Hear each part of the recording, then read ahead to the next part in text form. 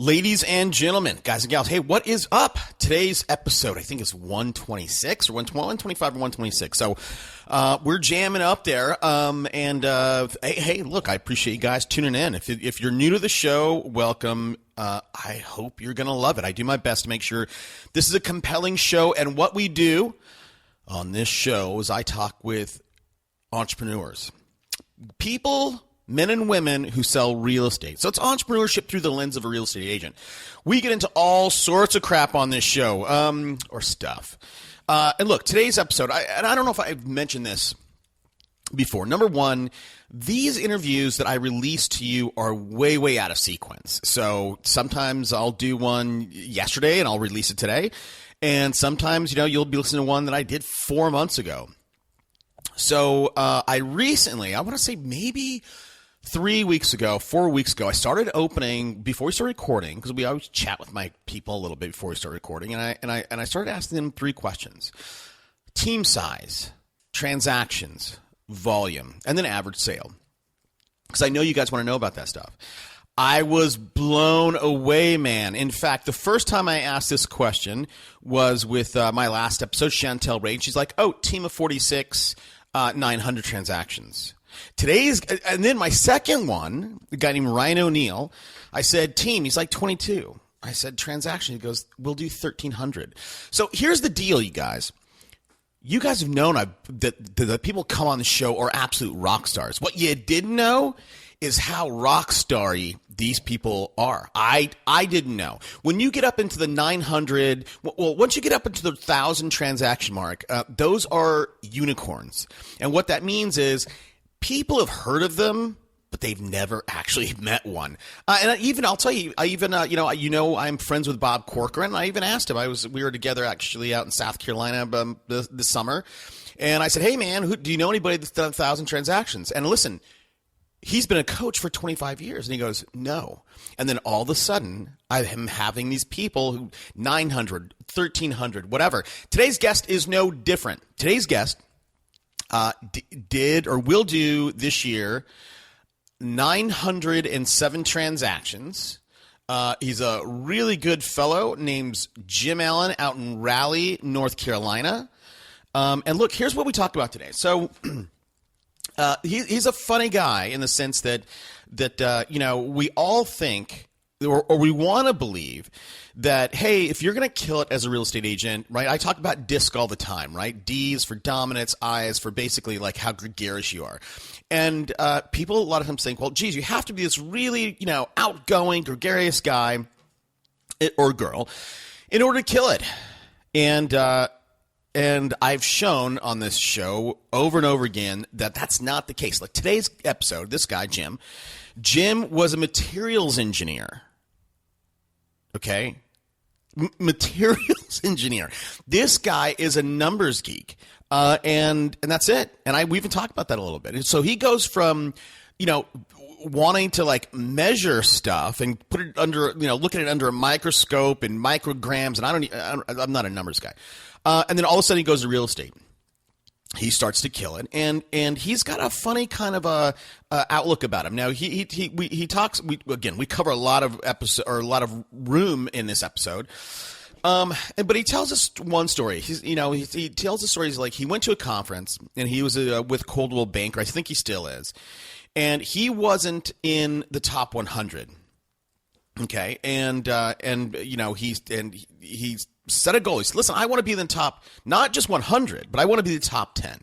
And everybody around him said, listen, Jim, you're talking crazy, man. You can't be in the top 10 because you got to be in California or New York or whatever to sell those high-priced properties to do it. And he said, well, look, I'm just going to set that as a goal.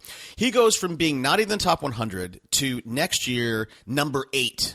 Okay, that's what kind of a drive this guy has. He puts his heads down, boom, runs, and gets it. So I wanted you to hear that. We talk a little bit about how to, quite a bit about how to stay ahead of the competition, right?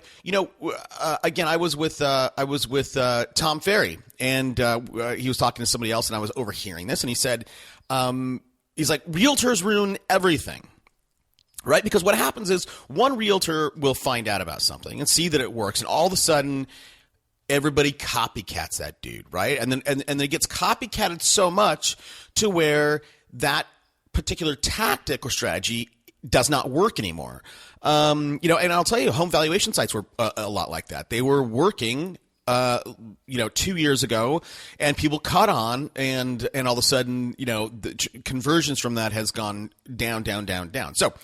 So Jim talks about, hey, you need to stay ahead of the competition. Don't be a copycat.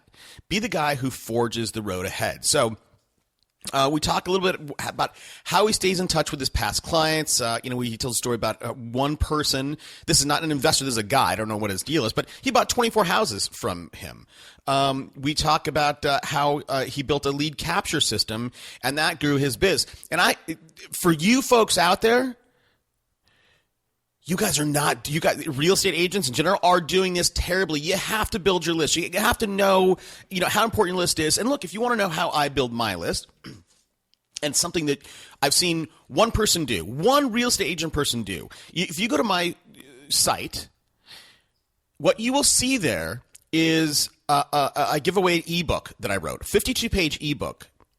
You get a free book, and I get your email address. Now, I haven't used your email addresses, but if I wanted to talk with you, I have a bunch of them because, again, you guys have gotten my funnel. Why are you not, as a real estate agent, doing that? I don't want to I don't want to rattle on about all my, what I think. So stay tuned. Now, listen, if you like this episode, and I'm sure if you listen, you're going to walk away with something that you can implement in your business today and get better. So here's what I'd like you to do. I don't want you to miss out on future tips and tricks like we're going to talk about today. So I want you to do two things. One, go to my site. Go to superagentslive.com if you haven't. Download my free ebook, right? Give me your email address. I'll give you a book. And by the way, I think I'm going to put that on Amazon for like $3.99 or $6.99 or something. I'll be curious to how many of those I can sell. But for right now, I give it away for free. So you're going to want to do that. And the other thing I would love you to do is subscribe to the show on iTunes or Stitcher, right? I mean, we all have this smartphone in our pocket, in our purse, and I can deliver my episodes right to you. So that's that. As you do know, I mentioned Bob Corcoran, but I've cut a deal with Bob. Bob loves what we're doing. Bob is a fanatic for, helping people build teams, getting their businesses on track and a little bit turbocharged. He's a great guy. I talk with him all the time. And what he told me, he said, listen, Toby, if in your audience, if people want a free coaching session to see if number one, coaching is right for them, and number two, because again, he loves to give back. He loves to help. If you want to, I would suggest you take advantage of that. Here's what you do. Email Bubba at Corcoran Coaching. So that's Bubba, just like it sounds, Bubba, Bubba at Corcoran Coaching. Okay. The last piece, right? We have to have a sponsor for the show. And by the way, I, for a while there, was doing 2 sponsorship spots, and I felt like it was a bit much. I felt like I was beating you over the head with, people paying me to read an ad for them. So I've kind of pulled back on that quite a bit. So today's sponsor is me. It's our radio division. Now, if you guys are out there, and we talk about radio today with Jim Allen. We talk about radio. We talk about TV. For him, he's got this crazy budget. He spends $700,000 a year, and he does print, he does TV, he does radio, he does all sorts of stuff. We talk about it, and he gives you tips on how to choose for what marketing avenues, advertising choices you can choose with your own budget. So, I think that's like 35 minutes in or something. So, but if you are interested in radio, it's not as expensive as you think. And I tell you, it works. It is crazy. The ROI that we shoot for is 5x. And I've had people get more like 35x.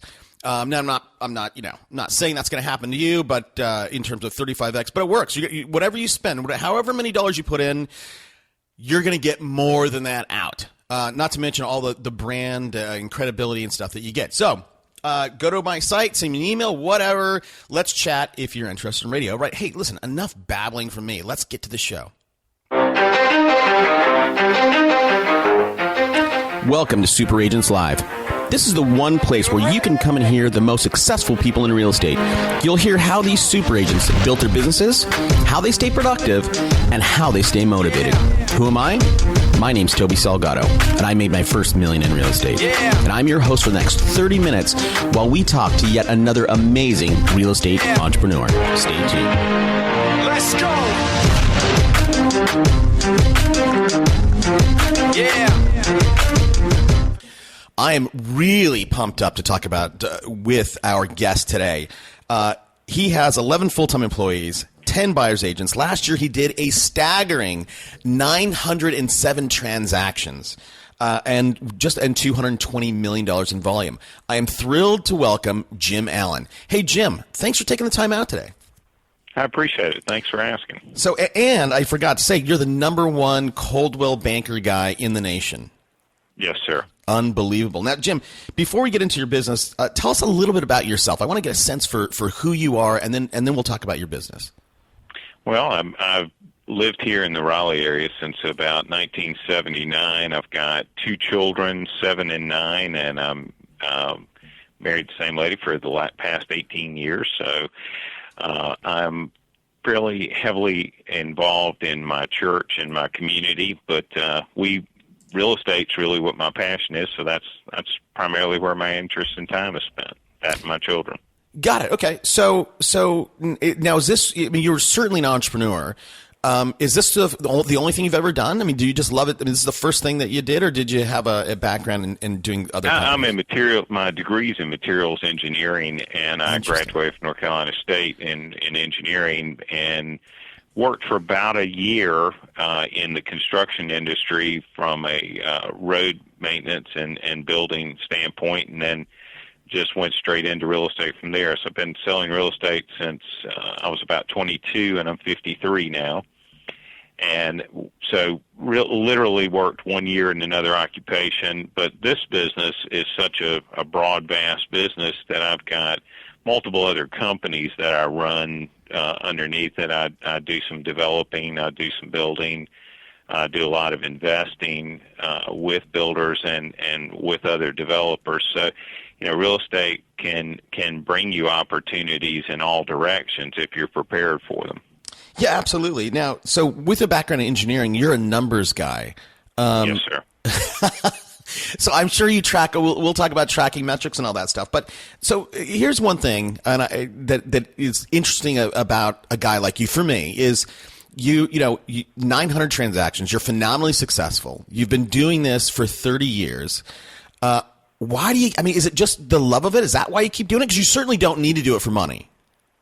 No, it really is just simply a love for what you do. I mean, you know, if you're lucky in life enough to find things that bring you passion that can also bring the financial rewards, you're very lucky. And for me, that's what it is. I mean, I don't know how to do something different, and it's what I love doing. So once you get the fever for something, it's difficult not to continue it. And, you know, now I've broadened it out where I'm involved in multiple other things. So, you know, you start out selling one house at a time, and the next thing you know, you're creating little empires, and it's fun.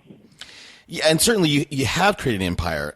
So tell us, I mean, what was your first 10 years like, and how is what you're doing today different than what you did, 20 years ago?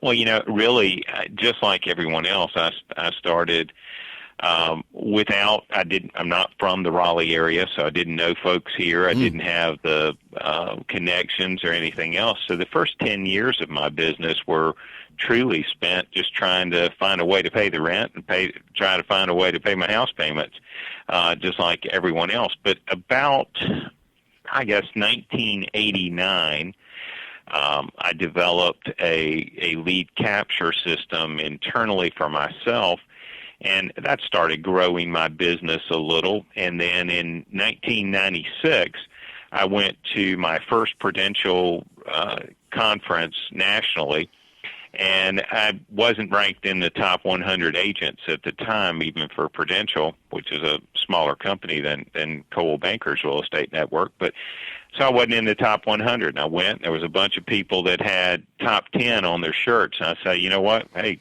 if they can do it, they certainly don't look different than me. I could do the same thing. So came back and got our general manager to find out what the lowest person in that top 10 did in order to get there that next year.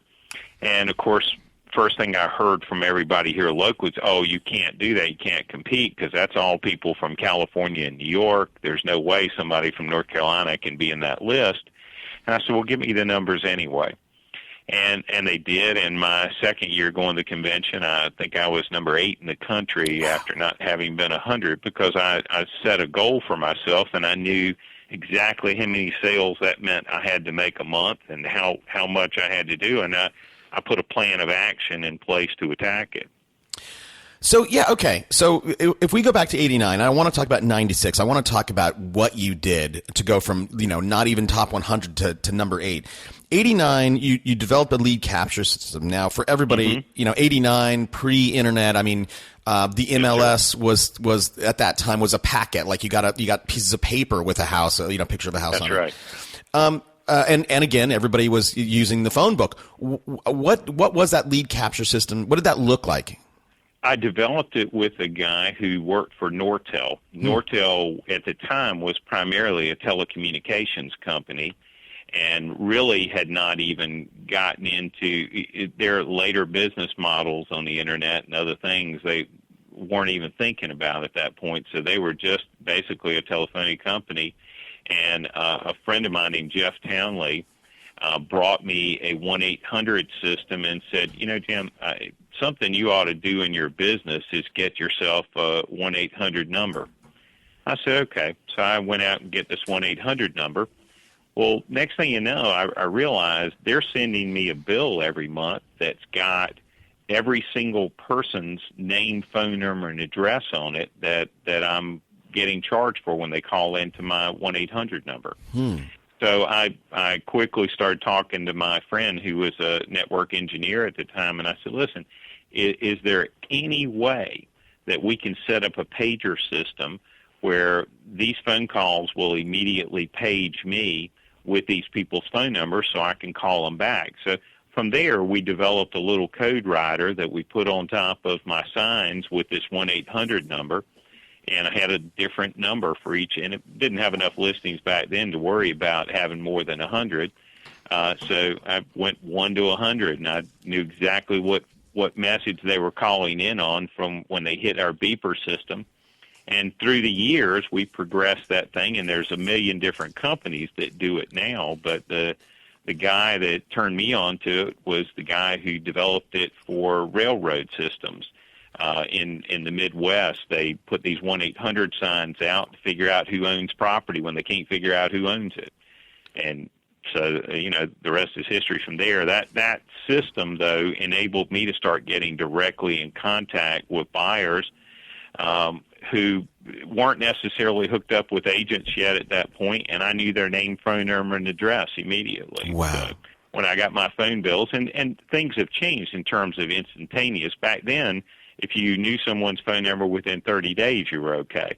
Now it's 30 seconds. Right. But all of that changed in 96 with the development of the Internet. So. Yeah. So what was that thing in 96? You were not top 100, and then you put a plan of action in place, against the odds, right? Everybody said, hey, Jim, you can't do it. You have to sell expensive California houses. Tell us a little bit about that, what that looked like for you. Well, I mean, the other folks that were in the top 10 that year probably were doing between 30 and 70 units, but they were really super expensive units. So for me in 96 to get in that top 10, I had to sell in the 370 unit range. So, I've consistently since that point sold in that range. But the year before, I sold like 95 houses in the entire year. But I just put a different plan of action in place. The Internet, first of all, developed. So that phone bill I was getting once a month from my 1-800 system, I could get instantaneously. So we had it set up even back then, technology-wise. And, of course, that first pager I bought cost me $1,500, and I think you can buy them for $7 or $8 now. So technology's improved and the price have dropped. But back then, immediately someone would go dial into that phone number, and I got my phone number or got my phone line put online, and so it was immediately coming to me. So I had just a huge curve ahead of everyone else in terms of being able to get in touch with buyers on my listings. And my listing volume blew up because my stuff was selling quicker, and we were selling it in-house a lot faster. So in 97, I hired my first buyer's agent. Now, I made it to the top 10 in the country without having any buyer's agents or having even an assistant at that point. But Wow. The following year, I hired my first assistant and hired my first buyer's agent, and we've kind of been growing ever since.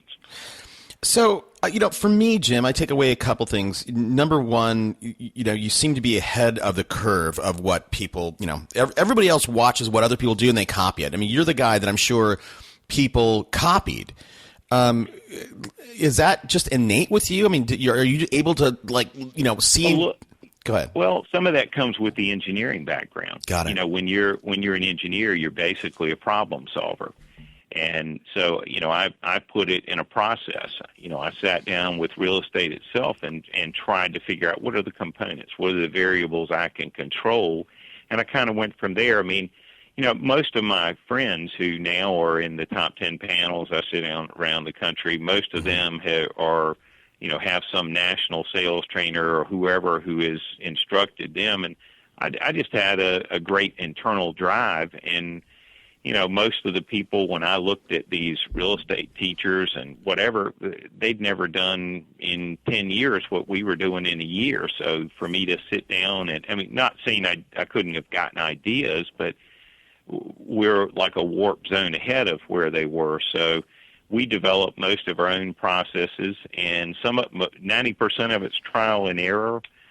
But, once you repeat it and you create it, you can continue to do it. You don't have this system that just fails because you're trying something new or you've thrown all this money into things that don't work. Instead, we've developed our own processes, and now, I have agents from other places who call me to help train them. I don't charge them because I feel like part of what we do as a business, we give back to. If you're in real estate and you don't give back to your profession, then you shouldn't be in it. I feel like that's giving back to others and helping them get there doesn't hurt you, and they're not going to take over your business. They're not going to be, unless you're training people in your own market, and even then, most of them wouldn't have the drive to do what you do. That's right. No, it's so funny that you say that. And again, I appreciate you saying that, and I appreciate you coming on the show. A lot of people we reach out to, a lot of people like you will come on the show, but people, a lot of other people who are doing, 500 transactions, I hear two things. One, they'll say, listen, I have a very unique method for doing X, and I'm not going to tell anybody. And I say, well, look, you know what? You can tell them. 99% of people don't execute. So just share it with me. Or number two, they go, hey, listen, I track it all my time. My time is worth $3,000 an hour. Pay me $3,000. I'm like, listen, my show is for free. I don't, so anyhow, well, and I completely get that. And I meet with those folks. We just got back from Los Angeles from our national convention, and they shut down Universal Studios for the day for us, and we had the top 4 agents in the U.S. sat on a panel, and I was surprised. For the most part, sometimes when you have a certain level of success, you start believing your own hype, I think. Yeah. What my parents told me is you put your pants on just like everybody else does.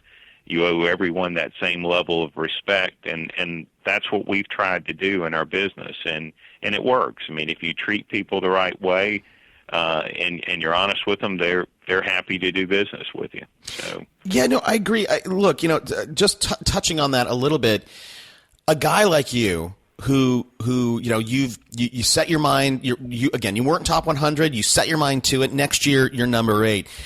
And you've had the success year over year. It's gotta be hard for you, Jim, to be humble every day. You have to feel sometimes like you have the Midas touch, don't you? No, you know what? I've got 2 kids that will keep anybody humble. Unfortunately, all of us have these things happen. I went to a program at one of my children's schools a couple of weeks ago. Walked in, this lady walked up to me and she said, I know you from somewhere. And she kept on and couldn't place it. I said, well, I'm on TV sometimes, and I, run a little newspaper ad every now and then. And she said, no, aren't you Edwin Allen's dad?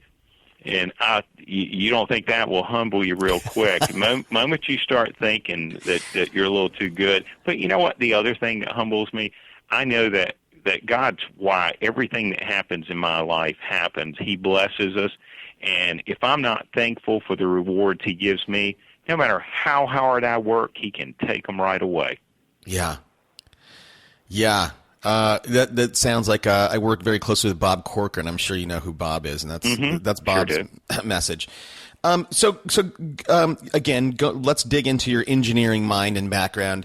Mm-hmm. The only way that you're going to be able to do 100 transactions without having an assistant is having phenomenal systems. And I'm sure. Talk to us a little bit about those systems that worked then and what you're doing today. Well, then I was about to kill myself. I had reached a level, and I wasn't smart enough in the beginning to hire ahead of when you need people, right, which I've started doing since. Back then, you start hiring because, hey, you're pulling your own hair out because the transactions and the time you literally had no life. And early in my career, I didn't have a life. I had not gotten married yet, didn't have a family.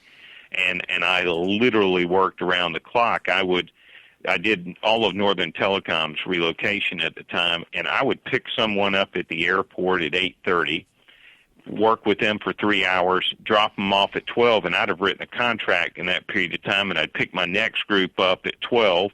I'd meet them at a restaurant, drop the other couple off at a restaurant, let them go to lunch, pick the next couple up at 12, and I'd give them till 3. I'd say, listen, you got these 3 hours. We got to find a house.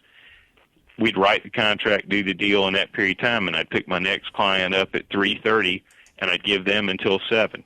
Wow. And during the course of all of that riding around, I was doing everything on the phone, and had one of those early cell phones that were about half as big as the car when you got in. Yeah, briefcase. And I think those things at the time were like $3,000. It was crazy. So that very few people could afford them, including me. But that's how I did my business. And then that following year, I took an update class and was just lucky enough to run into somebody that seemed really organized. I said, listen, I got more business than 10 people can do. Let's try to work together. And then that person set up some office systems for herself. But at the time, I had a phenomenal memory. That wears out over time, though. That's one thing I've realized. So since then, now we're proactive. This year, we hired 3 more full-time employees. We were running on a skeletal staff of about 8, doing 700 units a year. I saw the growth coming again, so we pulled in 3 more folks. And this year, last year we closed a little over 900 units. This year we'll close right around 1,200 units. Oh my gosh!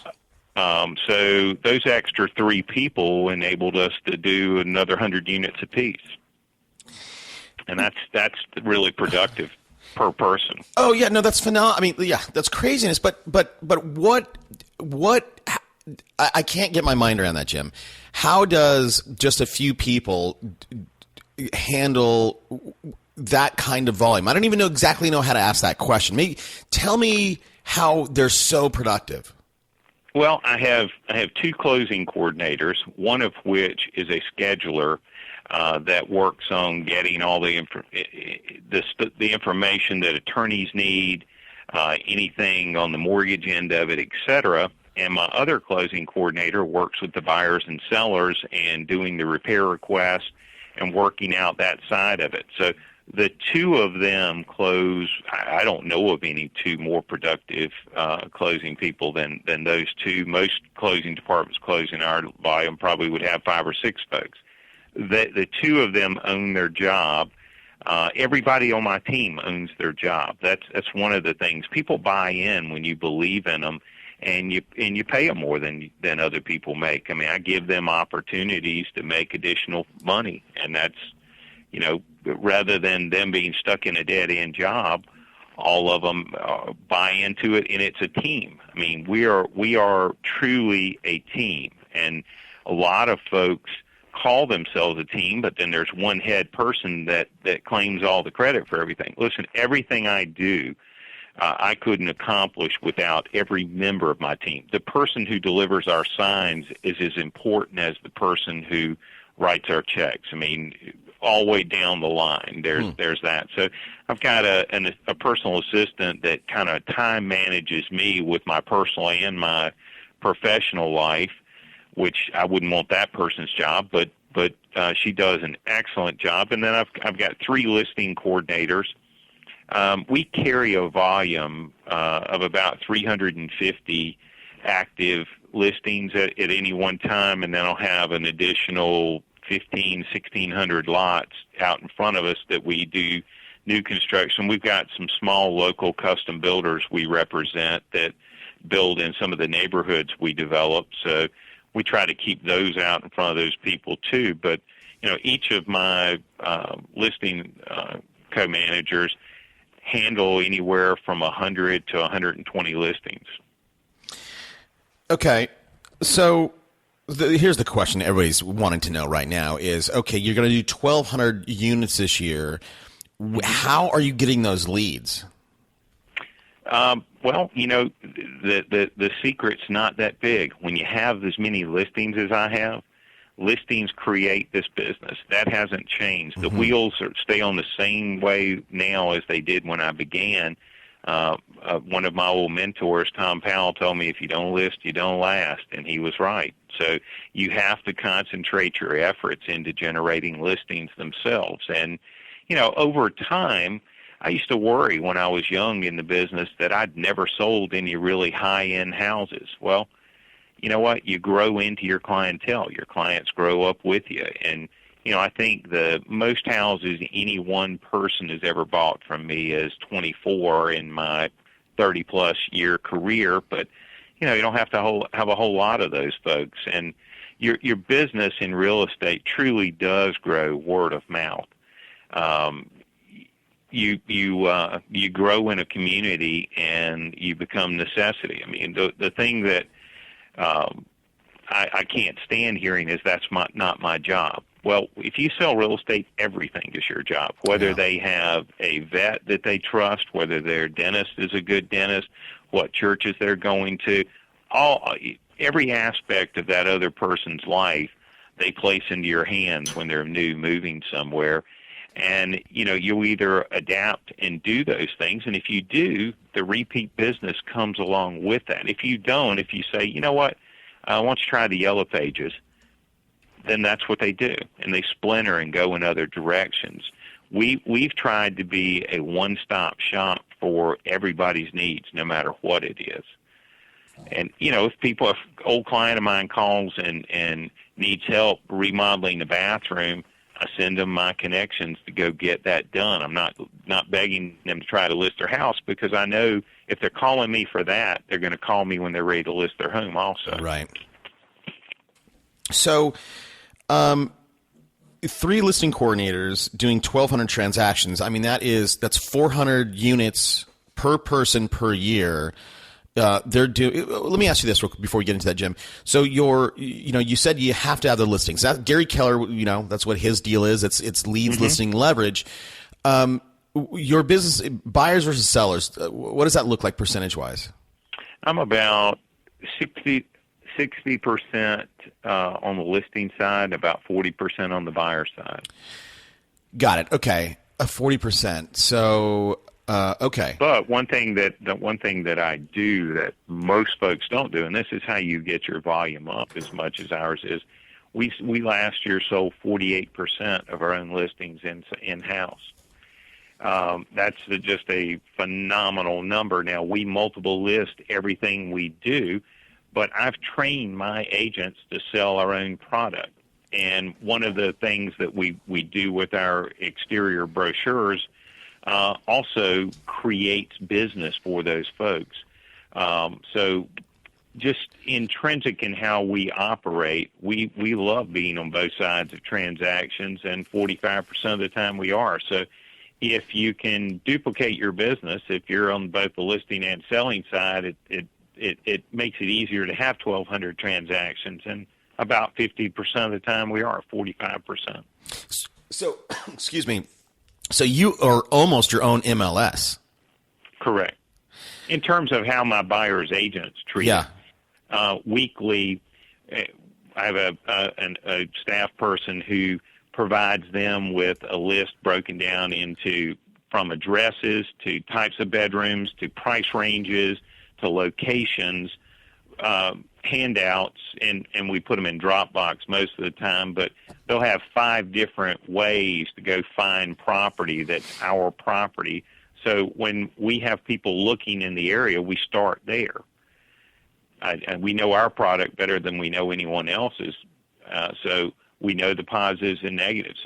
And if we're doing a good enough job, we've got listings that represent the entire market in every price point. And that's what our job is to make sure. So if we have deficiencies, like if I don't have enough $400,000 listings, then that's what we go attack and start trying to find. And we look at our annual absorption numbers at each price point. I break it down in $25,000 increments, and I see where my clients are coming from. And then I go find listings that meet where my most productive price points are. That is extremely interesting, Jim, because you are in every price point. Now, and I'm just this for the audience, when you have product in every price point, in a lot of ways, what you're doing is you're building a business that is independent of the market. If people, in terms of the '08 crash, right?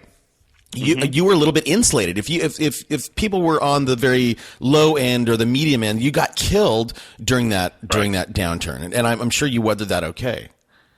Well, actually, that's when my business really started to boom. The growth from 2008 in my business has been phenomenal because really a lot of my competitors were battening down the hatches and hiding. I mean, we in 2008, I think my volume was 108 million. And last year, like I say, we closed 220 million. So in that 6-year period of time, we more than doubled our business. And then this year we'll close close to 300 million. So oh my God, we've nearly tripled our business in a almost 7-year window now, when the market was supposed to be the worst that anybody's ever seen. Our market in the Triangle started recovering in June of 2010. But people on the street and other agents in our market didn't recognize it until December of 2012 that we were beginning this process. Well, we were already, 2.5 years into a recovery before the majority of the market recognized it. And, now we've been in a recovery going on right at 5 years. But I think if you look nationally or anywhere else, I don't think anybody's admitted it for the last 2 years. But we're truly 5 years into a recovery. And what we did when everybody else closed up shop, I looked at it and said, you know what, if we're having more difficulty selling right now, we need to increase our advertising budgets. So across every medium, I mean, people say the newspaper advertising is dead. My newspaper ad is a full-page ad that runs on the back of the sports page every week here in town, and I sell 22 houses a month just directly from that newspaper ad. So somebody still reads the newspaper, and I know that doesn't sound right. Oh, everything should come from the Internet. Internet business, while we do it, is very difficult business to capture, and there are millions of portholes out there for people to be looking in. I think a lot of folks have put way too much money in that particular resource. We spend what everyone else spends, but the return is not that great. I mean, for every investment dollar you're out there, you get about a 6% return on. That's not a great return on investment to me. No.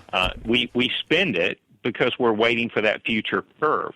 Now, when that future curve takes over, we'll be there. But, Realtor.com and other companies like that do a phenomenal job and just making sure that you're on the top of their list and spending enough money with Trulia and those types of companies, get what business you can pull from the internet. But the internet is not the end-all, know-all for real estate. It's still the number one national thing that makes homes sell is that real estate sign sitting in the front yard. Yeah. And that had never changed. I agree. So I'm glad we got onto marketing because I wanted to ask you about that. In terms of your marketing budget, like where do you, I mean, we can talk about your budget, but where do you deploy your capital? Well, I have first of all, I have a full-time marketing person, which I hired my first one. And again, you hire as the need arises. And I hired my first one back in 97 when I was starting to expand other pieces of my business and hired them as temporary folks, et cetera. And through the years, I've just kept hiring better and better folks. And the person I've got in place now is just phenomenal. He could do his marketing in any business. He was not a real estate background person, but he's a phenomenal marketer. And part of that just means understanding how to put marketing in place. That's a big portion of it. But I give him budgets. We run on about a $700,000 annual advertising budget now. And so we deploy much of our capital towards different things, but advertising, unlike other things, has gotten less expensive. That newspaper ad I talked about a little while ago, I was paying in 2000, I was paying about $22,000 a month for that newspaper ad. I pay a little over $8,000 a month for it now. Right, So right. the cost of those things, now I'm the largest independent advertiser in the newspaper, and I used to be a blip on a page somewhere. We just grow together. And that's the thing I would suggest to everyone doing any kind of advertising. Stick to anything and it works. If you stick your toe in to see if it works, you'll never find out because you won't have been there long enough for whatever the return of that investment is. So you can't be everywhere, so you have to choose. So we have about 15 major places that we deploy our funds, and then the internet takes up we have over 100 plus websites that we get business from or deploy out there, whether they're stealth websites or branded websites. But the majority of our real cost is still going towards print advertising, doing things on local media, radio advertising budgets. Things that other people have maybe gotten away from, we forget. We turn the radio on every time we get in the car. Those advertising dollars, for me, have been well spent. Yeah, I did not know you do radio. Do you do it? Are you with Wagner, or you do it on your own? Actually, we do it here locally through Capital Broadcasting. Got it. And that's who we put our resources out to. But we're always we've done independent stuff also, so we're always looking for vehicles like that because I find it's a great return on investment. We do the same thing with print ads. We only have 3 print ad shops we go to, but we find maybe the newspapers have quit believing in themselves. But my average buyer right now is about 48 years old, and that average buyer still reads the newspaper. So my demographic follows that. Now, before the downfall in 2008, my average buyer was 33. My clientele didn't age that much. What happened instead, there's been a pure shift to the baby boomer. The baby boomer is the only one that still had resources and savings, and they weathered the storm much better than the younger folks. And the younger buyer is re-entering the market finally now, but that middle bubble really sustained us. And so you have to, as an entrepreneur or a business person, you have to really study where your business comes from in order to be able to serve it well. I agree, and I want to know more about where you do, those 15 sources. I would love to know what those really look like. But before we get there, I want to ask this. So, First of all, we have this platform and this show, but we also have a radio arm. So we are putting people on the radio, similar to what you're doing. Now, for us, when we look at stations and a schedule, we go for news, sports, talk, and we do that because I'm very curious about your thoughts on this. We try to go after men. We're looking for a male demographic, 35 to 54. That's who we target because our thinking is, women shop for the house, but men are the ones who will sell it and buy it. Is that why you chosen the back of the sports page for your? It's interesting. If you get any type of magazine, and if you're married, you'll notice this. Your wife will scour her magazine from front to cover. They read the ads, believe it or not, in a magazine. They look at every single piece of paper that's in there. Men don't do that. Men are headline gazers. We go directly into something, and, if I get my Golf Digest, I'm going to read the articles. The ads that are in the back of them, I'll never look at, and I don't believe most men do. So what we realized when we started looking at the real estate section in our local newspaper and realizing that, the guys are throwing that in the trash a lot of times. It's not something they're even looking at. And by being on the back page of the sports page, if you notice, when people read the newspaper, they spend the majority of their time looking at the front page of whatever section it is they're looking at. Well, when they do, they're holding up my ad to the rest of the doctor's office or wherever else they are for their viewing. And so my male demographic picked up significantly in my business once we went to the back of that ad. A good friend of mine, John Dewar, who's been a builder in my local market for 30-plus years, I've been advertising that same newspaper for 30 years, had never seen my newspaper ad until in 2008. I moved it to the back of the sports section. Wow. When I did, the next morning he calls me and says, "Jim, are you insane? The market's crashed. Why are you putting this new newspaper ad out there for the first time?" I said, "John, I've been running it 30 years. He just never noticed because of that." The women were always getting there. Our ratio, we were at the time, in 2008, we had single females represented 29% of our purchases. We only had about 5% of our purchases that were single males.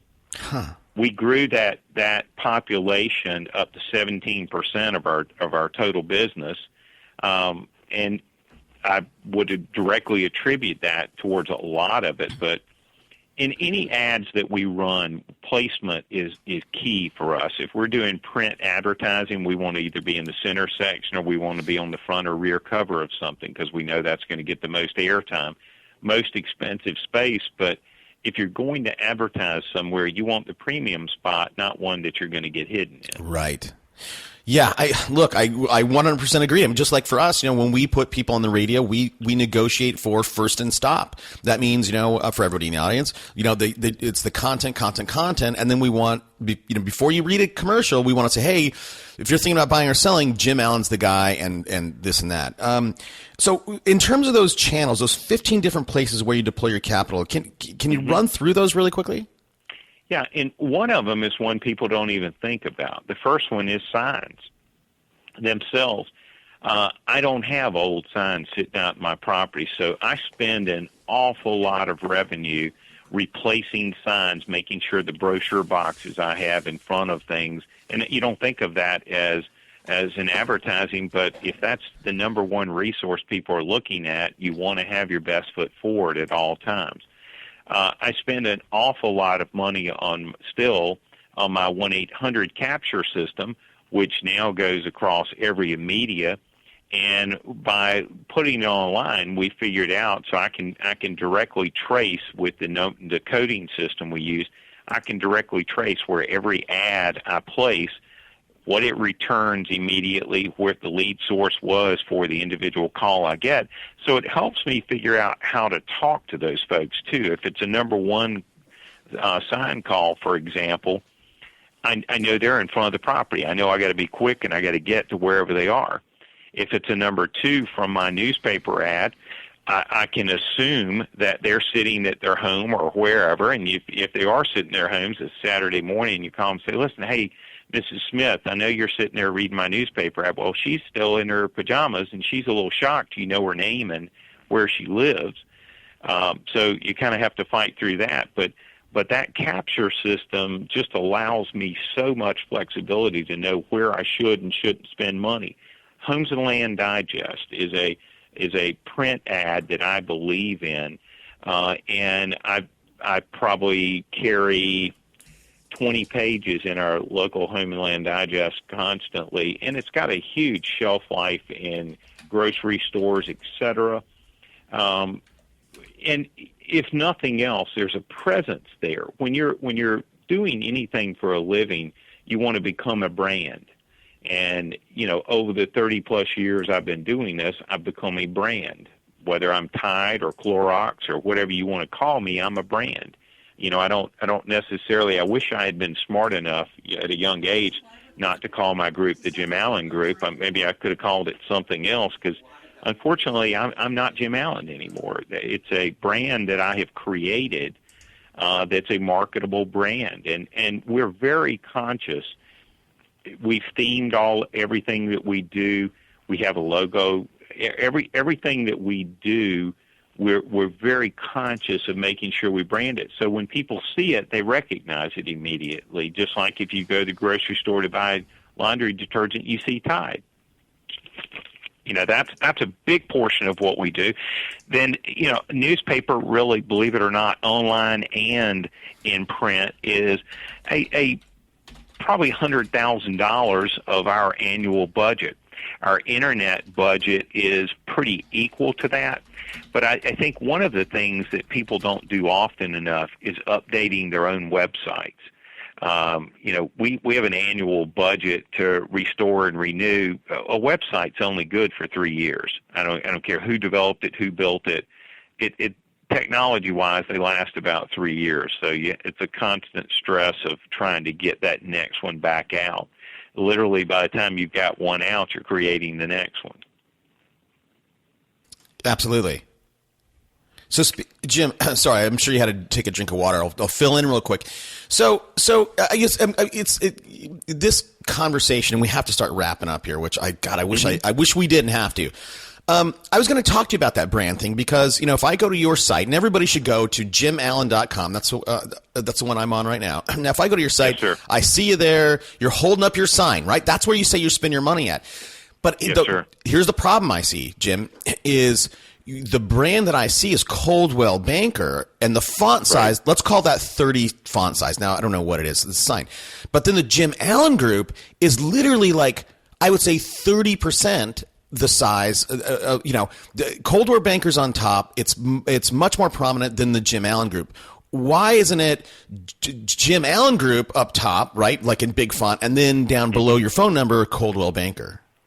Unfortunately, because of national branding for signs, etc., all big real estate companies have a size limitation on theirs, or how large it needs to be in representation. And that's even true in print ad. Now, if you look at the ad systems that we use outside of our signage, we're able to really emphasize the Jim Allen Group a little more than we are the Coldwell Banker. We can't really in our signs themselves, but that phone number that there is my direct phone line to my office versus going to some big company. So that phone line, people on my team will kill each other to have phone duty here. Most offices, the person who's on phone duty is a glorified secretary. Yeah. And they're answering calls of any kind of nature you can imagine. Here, our lead capture line, which is that phone number, literally the only calls that come in on it are buyers. And it is a absolute fight to get there. So, business, while it has changed and it's more accessible and it's easier to do because of iPads and iPhones and things like that, the business model itself has not changed. It's just simply we have better tools to implement it. The MLS that, like you spoke of before, used to be this book that we got or sheets that we got. And when the first stuff started going online, it was a single line feed that said 4-bedroom, 2.5-bath on Carter Street. Right. All of our toys have improved dramatically, and, obviously we have to learn to use those toys better as we progress, but it's a very small fraction of folks that are buying houses sight unseen from the internet. It is still a relationship-driven business that you got to get in your car with folks, or you meet them at properties to show them properties to sell them houses. So real estate really hasn't changed much.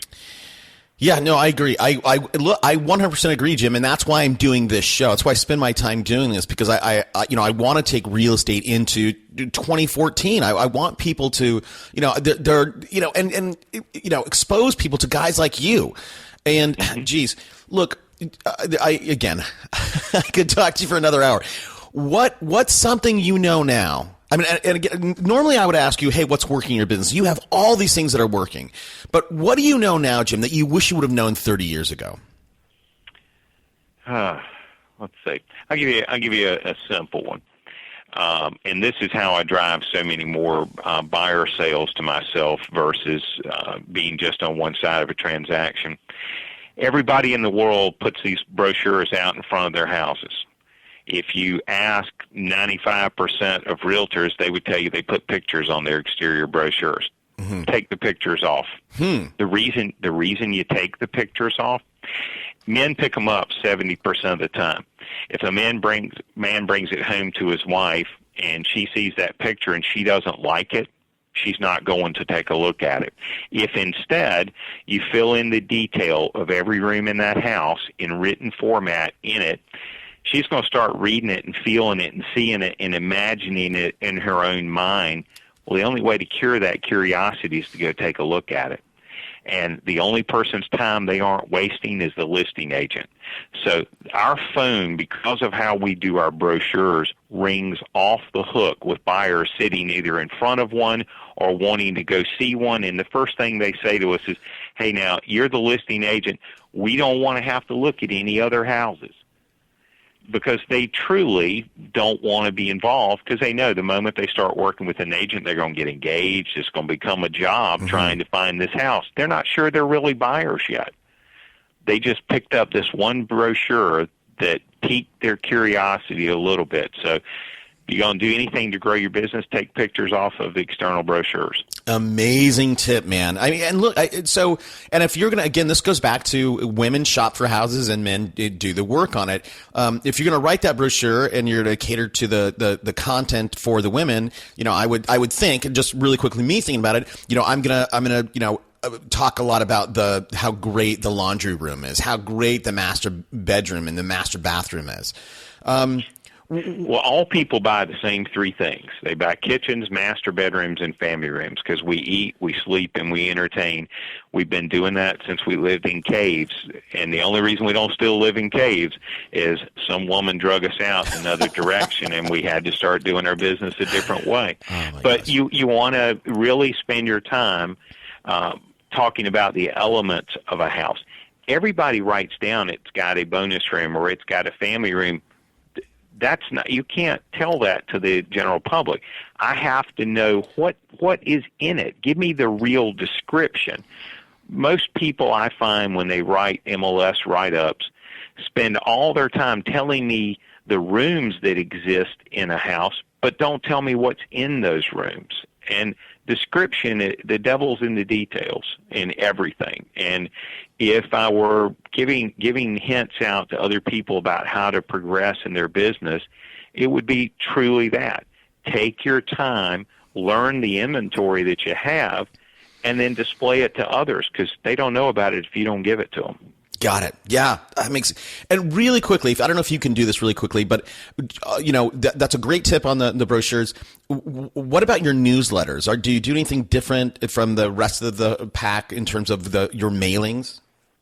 Yeah, all of my mailings are personalized mailings. I mean, even as long as we've been doing this, there's a personal signature, or my Christmas cards. While you could print out, and we sent out 8,400 Christmas cards last year. So it's not a small mailing, handwrite every bit of it. And I know that sounds crazy in today's world, but people want to still be treated like people. No matter how fast we're going, people want to still be treated like a person, like your friend, like they matter in your life. Yeah. If you take that time, your business, you don't have to go try to figure out how to create business. It creates itself. Yes. God, Jim, man, you are an amazing guy. I just, thanks for coming on the show. Let me ask you the last question I ask everybody. Here it is. Because I'm curious about what you read, man. I'm an aspiring agent. I have $25. What book should I go buy today? You know what? I've never read anybody else's. I just do my own thing and create my own stuff. I've never read a real estate book on any type of none of them. Amazing. I tell you why. I went to a convention one time, and I won't say the person's name, but a very large national speaker had me in a forum with 4 other people. Now, I didn't realize this guy had never sold real estate because he proposes to be this superstar real estate expert. And we sat and gave a few stories. Well, about 2 years later, I sat on a similar panel with that guy, and he started telling the story, and I'm like, wait a minute, that's my story. And so really, I think the reason they do those panels is so they can take the business from the people that are producing it and then just package it and resell it, which is brilliant on their part, but once you recognize that, you think, you know what? Hey, if I'm creating the story, I may as well create the business too. Yeah, absolutely. It's so funny. Like with what you've done, Jim. Like if I was in your shoes, I'd be so. There's 2 things I would think about doing. Number one, you can literally, dominate. I'm sure you do dominate, but own that. I would take my stuff out of the MLS because you almost have your own MLS, right? So you could be your own thing. Do that. And number 2, just with all the stuff, with 30 years of data that you have rolling around you said you had a great memory. You can go out and create a phenomenal coaching, training school, business, whatever. And I know that you're passionate. You can. And I've had those ghost writers come to me and approach me to do those things. But you know what? In life, what you find is your passion you find in what you get off on. Everybody's got to have that thing that drives them that they get off on. Now, I do enjoy coaching the agents that work for me. On Thursday mornings, I spend from 9 o'clock till 12 o'clock every Thursday training the agents that work for me and literally telling them how to be me or the version of success we've created. And that I get off on doing that. I mean, can I enjoy doing it to other folks? I do. I get enough forums annually to go speak to national clients that I enjoy doing it. But truthfully, I don't get that same charge out of writing a book because I like the instantaneous feedback. Now, one of these days when I'm ready to retire, we'll do that. But at 53, I'm not even thinking about it at this point. Right. I mean, money, and again, money is not an aspect anymore in our lives. It's fun. It's fun to make it, but I just enjoy the process of doing the business. Money is a secondary thought in my mind, but it comes when you care about what you're doing. And I'm not somebody I think that would do well teaching others if you get too far removed, because if you don't keep your hands in the pie changes. Yeah. And look, I got it. Your kids, you waited a long time. You're an older dad, and yes, sir. Your kids are gonna have such an amazing life growing up with a guy who's, number one, they're gonna have just whatever they want. They could have it, but 2, just wisdom and those are very fortunate kids. Jim, there's going to be a lot of people that hear this, and hopefully there are people around Raleigh, or I'm sure people might go, hey, I'll move to Raleigh to work with a guy like Jim. Where can people find you? To say, if nothing else, just say thank you for coming on the show. Right. Jim at jimallen.com is my email address. And if they want to dial me directly, I'm going to give them straight my cell phone, 919-625-7281. I still pick it up when people call. And Jim, after this airs, if you need me to remove that, I will, because no, great. I want everybody to have it. Hey, Jim, thank you, man. I really Okay. appreciate you coming on. No problem. I enjoyed it. All Thanks. right. Let's keep in touch. Okay. See you, bud.